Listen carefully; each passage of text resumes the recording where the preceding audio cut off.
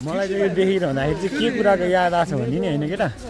यो चाहिँ टक्क त्यो नेपालतिरको त्यो बौद्ध के भन्छ बुद्ध धर्म मान्नेहरूको त्यो गुम्बा टाइपको हुन्छ नि त्यो वालाहरू चाहिँ याद आइरहेको क्या यहाँको यो भाइब्स हेर्दाखेरि अनि यो जङ्गल पुरै जङ्गल देख्दाखेरि चाहिँ पुरै नेपाली नेपाली भाइब्स आइरहेको छ गाडी चाहिँ तलसम्म रोकिदियो है बाटो यस्तो छ धुरुरु परेको छ कि पुरै उकालो माथि डाँडामा पुगेर अनि टक्क माथि डाँडामा पुगेर चाहिँ हामीले नाइट भ्यू हेर्नु पर्ने हुन्छ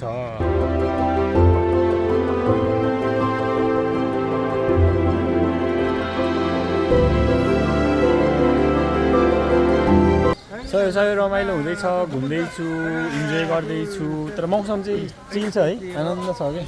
हेर नि माथि डाँडामा नमस्ते एन्ड गुड मर्निङ सबैजनालाई होइन आफ्टर लङ टाइम मैले फेरि पनि एउटा सानो भिडियो बनाउने कोसिस गर्दैछु किनभने हामी नयाँ ठाउँ आउँदैछु आज त्यसै कारणले गर्दाखेरि भिडियो नबनाऊ भनेको बनाउनु मन लाग्यो किनभने धेरै भयो भिडियो नबनाएको नि होइन त्यही भएर आज चाहिँ यसो बनाइदिनु एउटा छोटो मिठो जति हुन्छ हामी आज बिहानै उठेर आउन चाहिँ तर पनि यो भिडियो बनाउने सोचेको थिएन तर यहाँ आउँदाखेरिको यो मौसम होइन यो हुन्छ नि यो दृश्य हेर्दाखेरि यो म मात्रै किन हेर्नु तपाईँहरूलाई पनि देखाउँ भन्ने मेरो एउटा एकदम भित्रैदेखि यो मनले मानेन त्यही भएर भिडियो बनाउँदैछु आज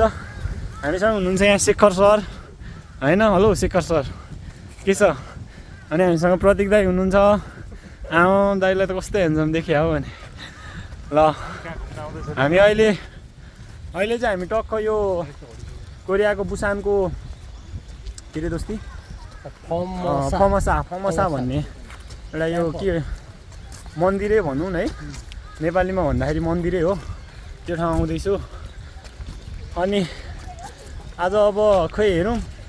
यहाँ के हुन्छ कस्तो हुन्छ भन्ने कुराहरू चाहिँ अब यहाँ हामीले नै हेरेर नै देखाउनु पर्ने हुन्छ तैपनि यो ठाउँलाई चाहिँ हामीले पुरै भित्रबाट चाहिँ दृश्य अवलोकन गर्नुपर्ने हुन्छ द नेचुरल ब्युटी छ यो ठ्याक्कै मलाई नेपालको याद आयो है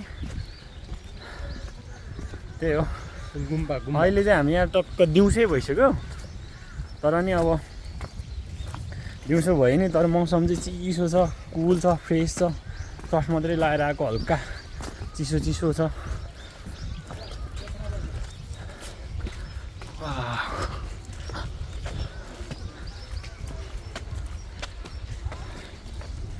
राम्रो देखिया छ दोस्ती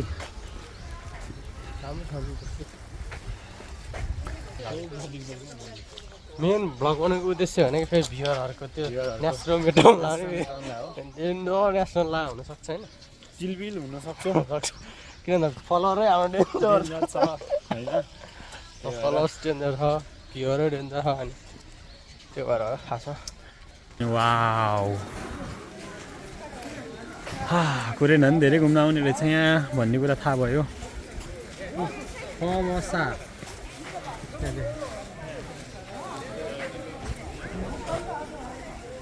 जे हो फमसा खिवा मुल्सा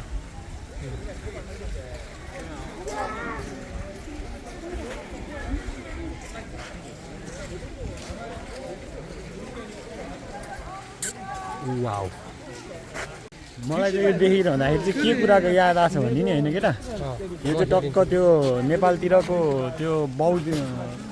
के भन्छ बुद्ध धर्म मान्नेहरूको त्यो गुम्बा टाइपको हुन्छ नि त्यो वालाहरू चाहिँ याद आइरहेको क्या यहाँको यो भाइब्स हेर्दाखेरि अनि यो जङ्गल पुरै जङ्गल देख्दाखेरि चाहिँ पुरै नेपाली नेपाली भाइब्स आइरहेको छ अनि यहाँ सबैजना नेपालीहरू यहाँ ढोक गर्ने नेपालीले कोरियनहरू ढोक गर्ने रहेछ त्यही अरू विशेषता त खासै केही पनि थाहा छैन अब बाँकी बुझ्दै गर्नुपर्ने हुन्छ घुम्दै गर्नुपर्ने हुन्छ मेन भनेको हामीले यसलाई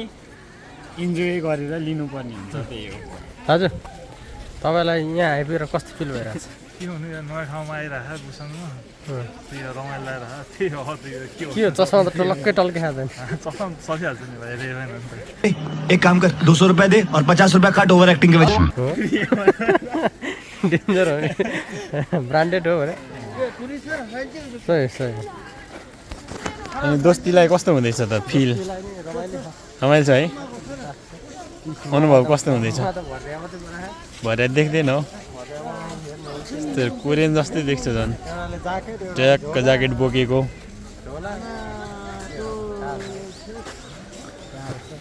सबै सबै रमाइलो हुँदैछ घुम्दैछु इन्जोय गर्दैछु तर मौसम चाहिँ चिल छ है आनन्द छ कि हेर नि यो माथि डाँडामा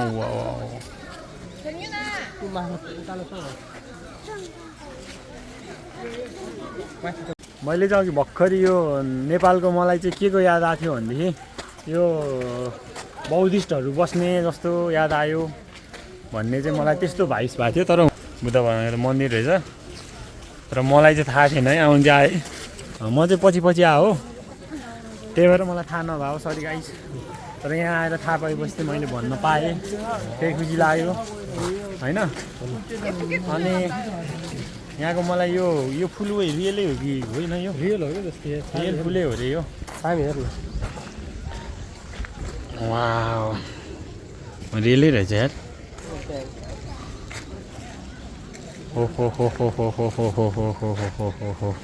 तर आज हामी रुमबाट धेरै ढिलो निस्क्यो कि है अलि ढिलो निस्क्यो हिजो अलि ढिला सुतेँ बिहान पानी परिरहेको थियो अनि त्यही भएर अलि थोरै ढिला निस्केँ केही छैन तर पनि हामीसँग फुल्ली इनफ टाइम छ नाइट भ्यू हेर्ने बाँकी छ हाम्रो त होइन टाइम अब आज लास्ट हो भोलिदेखि अब फेरि उयो हो आफ्नै दुनियाँमा सबजना होइन जस्तै तर यो माथिको डाँडाको चाहिँ मात्रै छ हो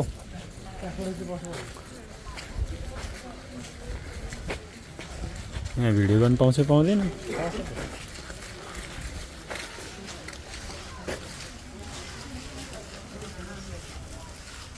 यो नेपालमा जन्म्यो भन्ने कुरा यो कोरियनहरूलाई थाहै छैन भन्ने कुरा हो क्या